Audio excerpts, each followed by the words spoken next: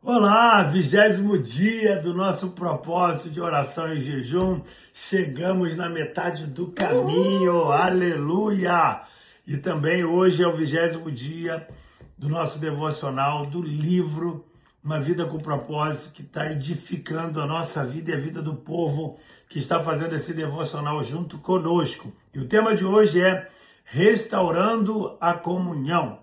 O texto bíblico está em 2ª Carta aos Coríntios, capítulo 5, versículo 18. Restaurou o nosso relacionamento consigo mesmo por meio de Cristo e nos deu o ministério de restaurar relacionamentos, ou seja, o ministério da reconciliação. Você tem habilidade em estar restaurando conflitos? É sobre isso que o autor vai estar nos orientando, nos ensinando no devocional de hoje. Restaurar relacionamentos. E como restaurar um relacionamento? Primeira coisa que o autor aqui nos orienta: fale com Deus antes de falar com a pessoa.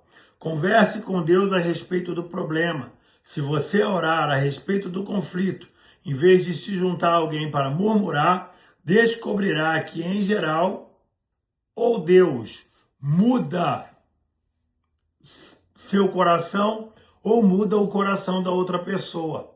Sem sua ajuda, todos os relacionamentos seriam mais tranquilos se você tão somente orasse mais a respeito deles. Então, queridos, uma das coisas mais importantes é a gente, antes de resolver o problema com a pessoa, antes de buscar restaurar, é a gente orar a Deus. A segunda coisa, tome sempre a iniciativa, dê o primeiro passo, não fique esperando, não fique aguardando. Não importa se você ofendeu ou foi ofendido, Deus espera que você dê o primeiro passo. Não espere pela outra parte, vá primeiro a ela. Restaurar a comunhão perdida é tão importante que Jesus lhe deu precedência até mesmo sobre o culto de adoração. Amém? Então, queridos, vá, tome a iniciativa e vá até a pessoa. Terceira coisa que ele nos ensina: demonstre compaixão pelos sentimentos dos outros. Use mais ouvidos que a boca.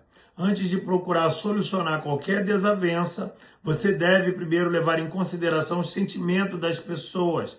Paulo aconselha que ninguém procure somente os seus próprios interesses, mas também os dos outros, ou seja, ouvir, acolher, ter empatia na hora de solucionar o problema e não ficar na defensiva, esperando só o momento de se justificar ou de falar o teu ponto de vista. Não, querido, acolha a pessoa, ame a pessoa, vá com o propósito de resolver, tendo compaixão pelo sentimento da pessoa. E confesse também a sua parte no conflito. Se implique no problema. Se você realmente deseja restaurar um relacionamento, comece admitindo os próprios erros e transgressões. Coloque a sua parte no problema, o seu comportamento, talvez a sua forma de ter falado ou de ter agido que foi errada. Confesse, se arrependa, peça perdão e dê oportunidade para que a pessoa fale também. Isso será bênção para a nossa vida. Glória a Deus. Invista contra o problema e não contra a pessoa.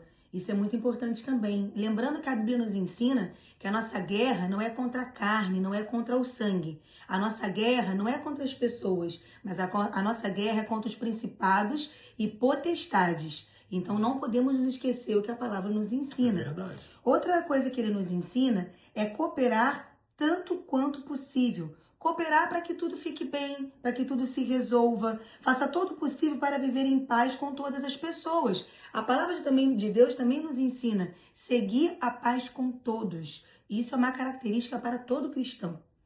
Ele também nos ensina a enfatizar a reconciliação e não a solução. Então é muito mais importante reconciliarmos, né? A gente está ali enfatizando essa reconciliação do que apenas procurando uma solução para a situação que ocorreu. As pessoas são muito mais importantes do que qualquer outra coisa, do que qualquer outra situação. Então, a reconciliação entre as pessoas, entre nós e as pessoas que nos relacionamos, sempre vai ser o mais importante.